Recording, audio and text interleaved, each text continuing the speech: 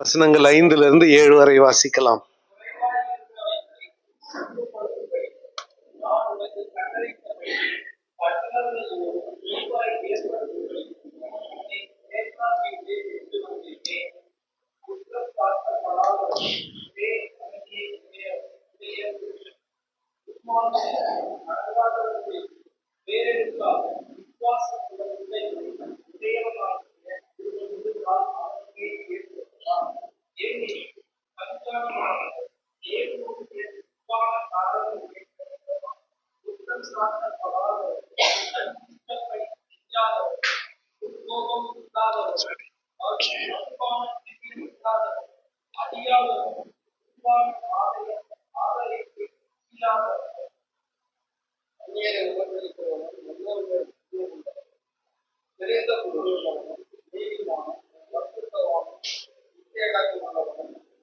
ஆரோக்கியமான உபதேசத்தினால் பேசுகிறவர்களை வல்லவனாய் இருக்கிறது. நான்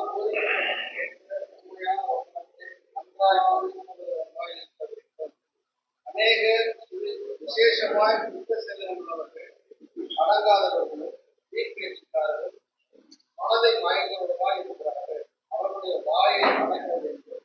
அவர்கள் விரிவான ஆதாயத்திற்காக தகாதவைகள் குடும்பங்களையும் அழுத்துக் கொள்கிறார்கள். கிரேத்தாத்தீவார் முறையா போல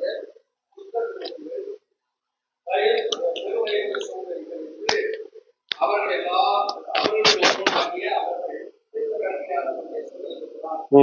போதையா போதுமையா.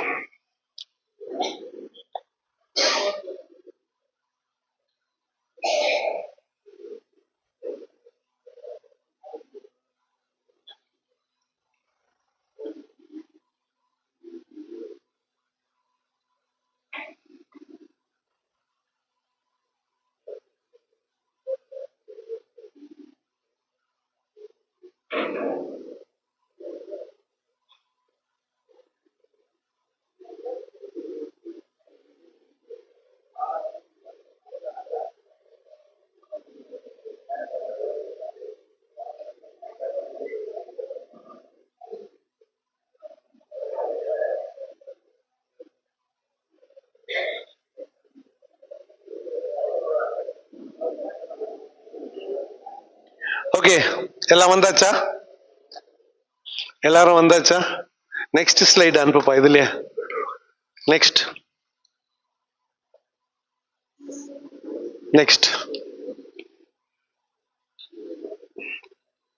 ஓகே. அதிகாரம் வேணும் நம்மளுக்கு. நம்ம சொல்றதை கேட்கறதுக்கு 4 பேர் இருக்கணும். அத்தாரிட்டி. ஒரு தலைமைத்துவ பரிசோதனை, டெஸ்டிங் ஆஃப் லீடர்ஷிப். ஒரு தலைமைத்துவ பரிசோதனை. நம்ம சொல்றத 4 பேர் கேட்கணும்.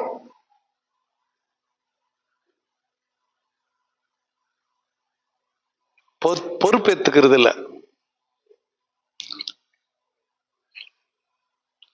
கவனிங்களேன், அக்கௌண்டபிலிட்டி ரொம்ப முக்கியம். அதிகாரத்தை விட அக்கௌண்டபிலிட்டினா பொறுப்பெடுத்துக் கொள்வது, உத்தரவாதம் கொடுக்கிறது. இது பொறுப்பேற்று டேக் ரெஸ்பான்சிபிலிட்டி. அக்கௌண்டபிலிட்டி இந்த இடத்துல 41 பேர் செத்துட்டாங்க. முழுக்க முழுக்க அரசாங்கம் தான் காரணம்னு சொல்றது இல்ல. நான் லேட்டா வந்தது கூட காரணம் என்ன மன்னிச்சிடுங்கன்னு சொல்றது.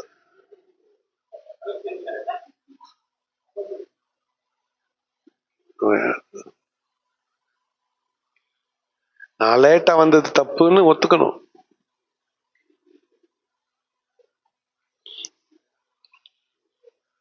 ஏப்ரல் மாசம் ஒத்துக்க வைக்கணும் நீங்க.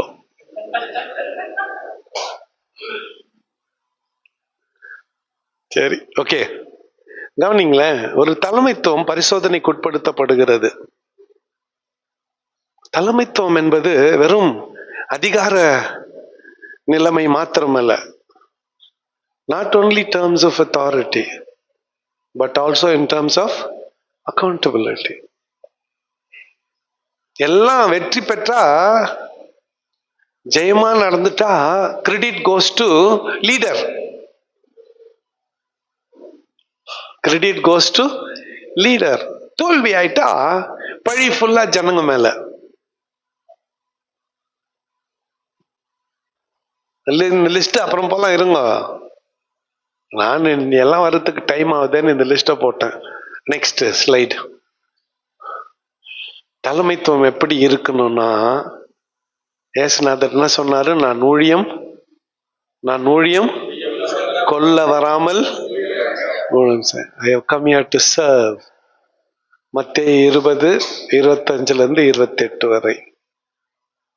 தலைமைத்துவம் என்பது ஊழியம் செய்தல், ஊழியம் கொள்ளுதல் அல்ல. நெக்ஸ்ட்.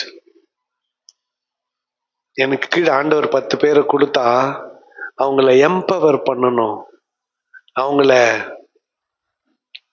அவங்களுக்கு பயிற்சி கொடுக்கணும்.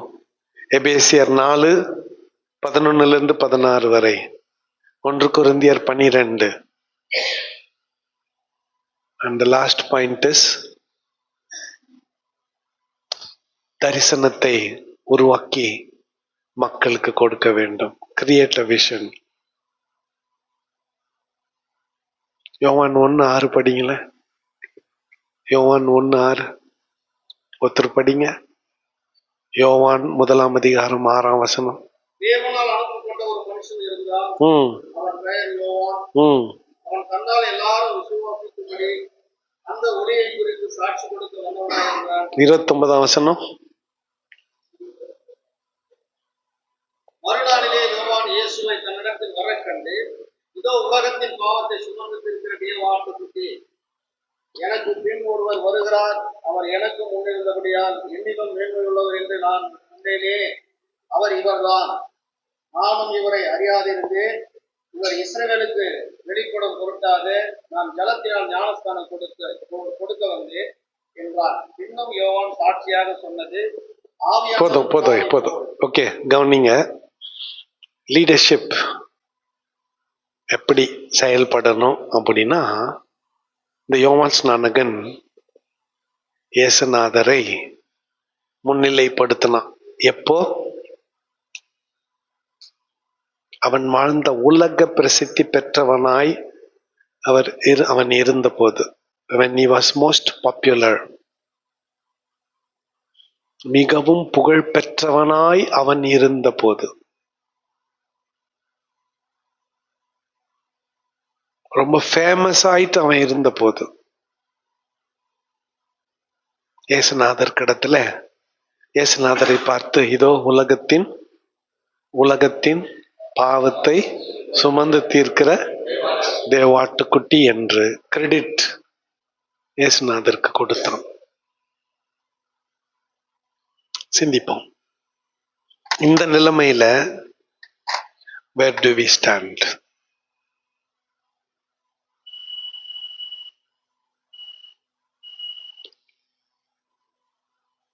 ஒரு தலைமைத்துவத்துக்கு ஆபத்து, டேஞ்சர்ஸ் ஃபார் லீடர்ஷிப் எப்ப தெரியுமா? முக்கியமான பகுதி. இத சொல்லி முடிச்சுட்டு போறேன். இதுக்கப்புறம் நீங்க தான். Pride and status. Pride and status எல்லாம் கவனிக்கிறீங்களா? ப்ரைட், பெருமை.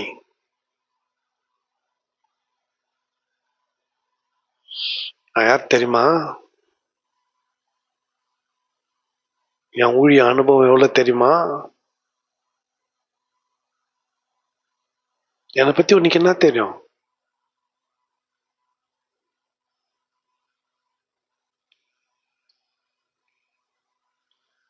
என்ன போய் அங்க உட்கார வைக்கிற?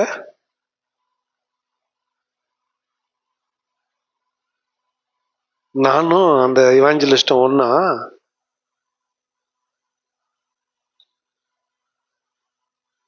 அவனுக்கு சர்ச் இல்ல, வண்டி இல்ல, செருப்பு போட்டு அவாய் செருப்பு போட்டுன்னு சைட்ல பேக் மாட்டின்னு வந்துன்னுக்கிறான். நானும் அவனும் ஒன்னா? நான் எவ்வளவு பெரிய பிஷப் தெரியுமா? ஆனா களி துன்றத்துல எல்லாம் ஒன்னா தான் துண்ணும். ஜெயிலுக்கு போனா எல்லாம் அச்ச சோறு தான். நீ பிஷப் ஆனாரு, யாரு கவனிங்க. ஸ்டேட்டஸ் பாஸ்டருங்களே, இது நமக்கு கண்ணியை வர வைக்கும். நம்மள யாரும் அண்ண மாட்டாங்க, நம்ம கிட்ட யாரும் வர மாட்டாங்க.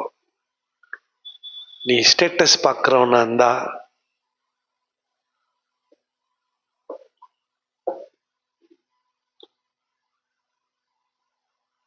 உன் ரட்சிப்பே கேள்விக்குறி. மேற்கத்திய நாடுகள்ல ஸ்டேட்டஸ், நம்ம நாட்டுல ஜாதி. வெஸ்டர்ன் கல்ச்சர்ல ஸ்டேட்டஸ் தராதரம், நம்ம நாட்டுல ஜாதி. நானு நானு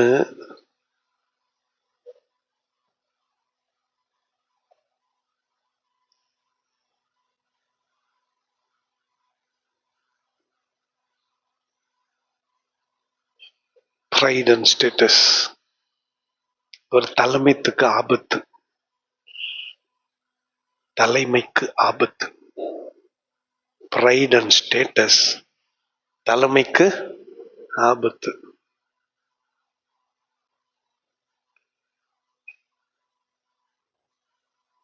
அடுத்து மேனிப்புலேஷன். அப்படின்னா மேனிப்புலேஷன்னா பொய் பேசுறது, ஏமாத்துறது.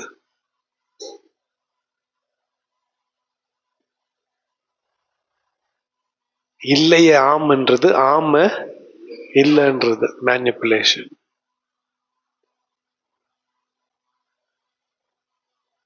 இது தலைமைத்துவத்துக்கு ஆபத்து. இது நம்ம செய்யக்கூடாது. மேனிப்புலேட் பண்ணக்கூடாது. மேனிப்புலேட் பண்றதுன்னா என்ன? கொஞ்சம் கவனிங்களேன். உங்களை போட்டோ எடுத்து 10 மடங்கு மல்டிப்ளை பண்ணி கம்ப்யூட்டர்ல போட்டு மல்டிப்ளை பண்ணி மைக்ல நான் அப்படி வச்சுன்னு பேசுற மாதிரி போட்டோ காட்டக்கூடாது.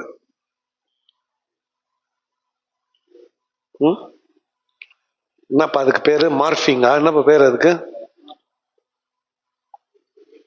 என் முன்னால 4 பேர் கூட இருக்கிறது இல்ல, 4000 பேர் இருக்கிற மாதிரி அப்படியே சோட்டு கோட் சூட் போட்டு டை கட்டின அப்படியே கர்த்தர் உங்களை ஆசீர்வதிக்கிறார். அதெல்லாம் மேனிப்புலேட் பண்ணக்கூடாது.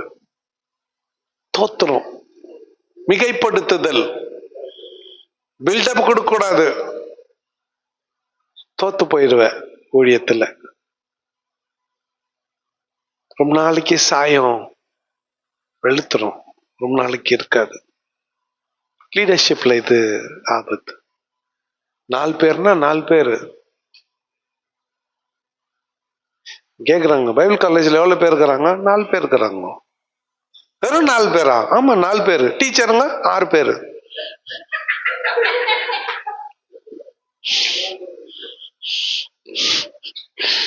இது சொல்றது இல்ல, நான் வெக்கப்படுறதே இல்ல.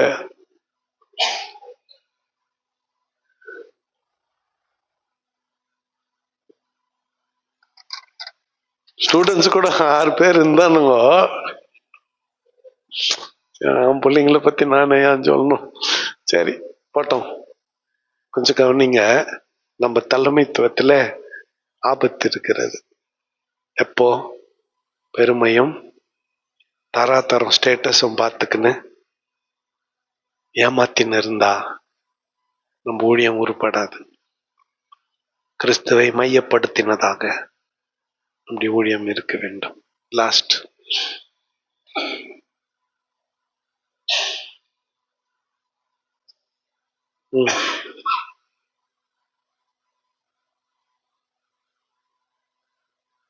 ஓகே, இதை நான் சுருக்கமா சொல்லிடுறேன். இங்கிலீஷ் ஃபாலோ பண்றவங்க மேல இருக்கிறத ஃபாலோ பண்ணிக்கங்க. உலக அளவுல ஒரு பிரச்சனை இன்னைக்கு சபைக்கு இருக்கிறது. உலக அளவுல சபைக்கு ஒரு பிரச்சனை.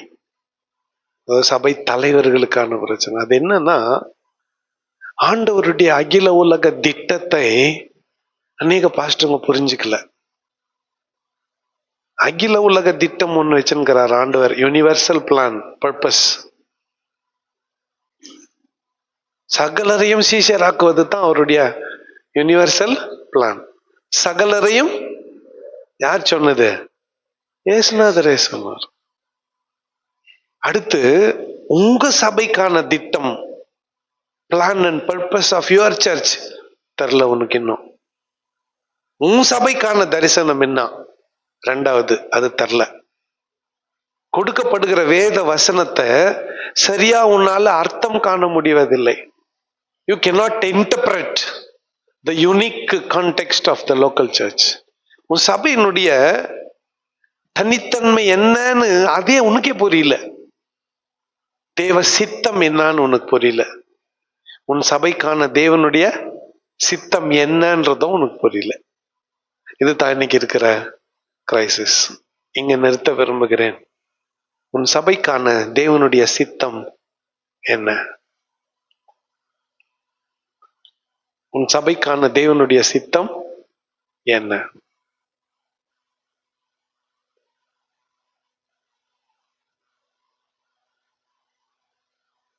சரி, உன்னை மையப்படுத்தி உன் சபைக்கான தேவ திட்டத்தை கண்டுபிடி. உன் பார்வையில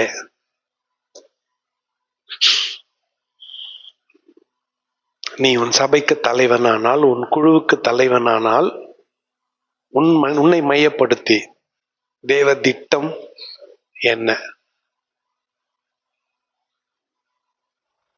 சரி, பின்னால கேள்விங்க எழுதினீங்கல்ல, பின்னால கொஸ்டின்ஸுக்கு எழுதுனீங்களா? எத்தனை கேள்விகள்? எத்தனை கேள்விகள்? ஒரு கேள்விக்கு 3 நிமிஷம். 6 3 18, மொத்தம் 20 நிமிஷம். சரியா?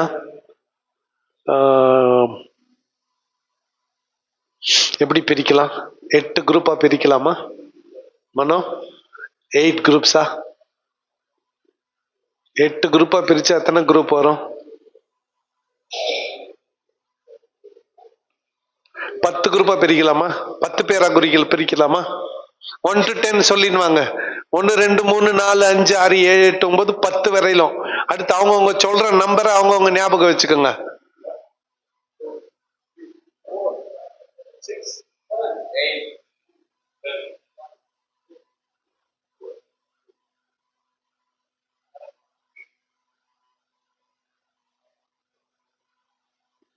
1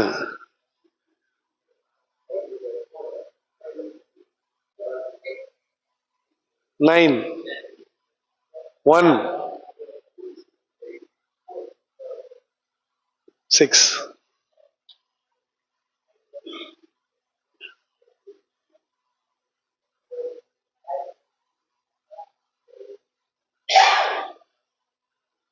1 1 2 3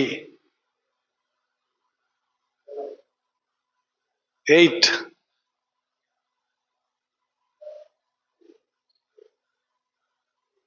4 ஐயா 4 5 6 7 8 9 10 1 2 8.